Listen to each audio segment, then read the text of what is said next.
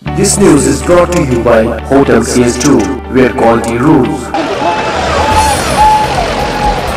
A policeman and a lady suffered injuries after a militant attacked a police party in Islamabad at General Bus Stand.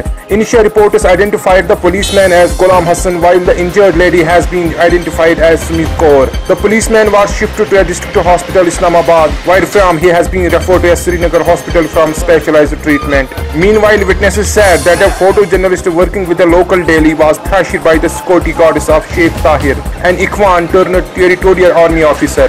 Sheikh Masood, a photojournalist, was roughed up for his professional duties at the site of the attack.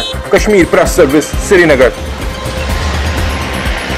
This news is brought to you by Hotel CS2, where quality rules.